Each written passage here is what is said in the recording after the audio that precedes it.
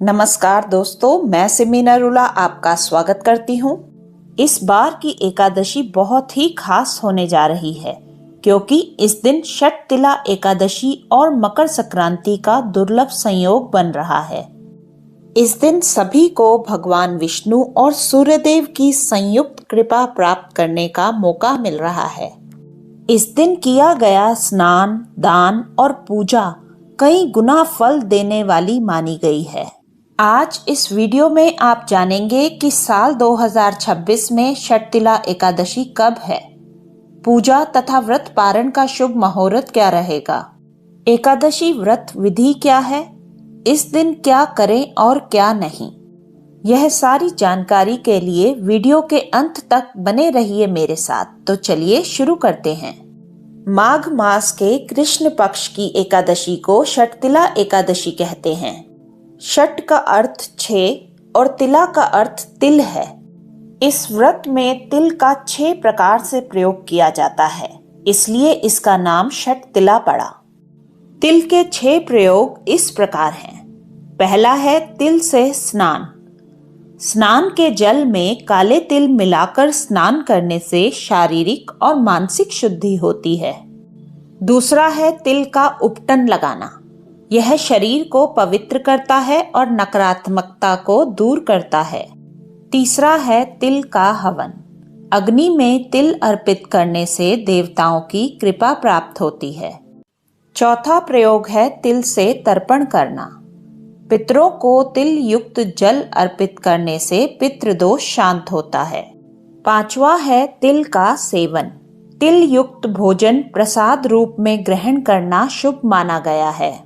छठा है तिल का दान। अपनी सामर्थ्य के अनुसार तिल से बनी वस्तुओं का दान करना इस व्रत का प्रमुख अंग है। साल 2026 में षटतिला एकादशी 13 जनवरी को दोपहर 3:17 पर आरंभ होगी और इसका समापन 14 जनवरी को शाम 5:52 पर होगा। उदया तिथि के अनुसार षटतिला एकादशी का व्रत 14 जनवरी 2026 बुधवार को रखा जाएगा।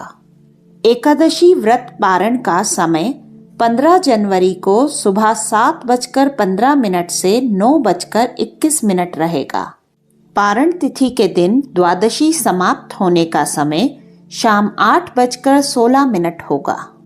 एकादशी का व्रत भगवान विष्णु को समर्पित है। शास्त्रों के अनुसार तिल भगवान विष्णु को अत्यंत प्रिय हैं और माघ मास में तिल का दान विशेष पुण्यकारी माना गया है। तिल का उपयोग करने से दरिद्रता का नाश होता है, पापों का क्षय होता है तथा सुख समृद्धि की प्राप्ति होती है। जो व्यक्ति इस दिन श्रद्धा पूर्वक व्रत रखता है, तिल का दान करता है और श्री हरि का स्मरण करता है, उसके पूर्व जन्मों के दोष भी समाप्त हो जाते हैं। इस दिन तिल दान करने से शनि दोष और पितृदोष में भी राहत मिलती है। गरीबों और ब्राह्मणों को तिल दान अत्यंत फलदायी माना गया है।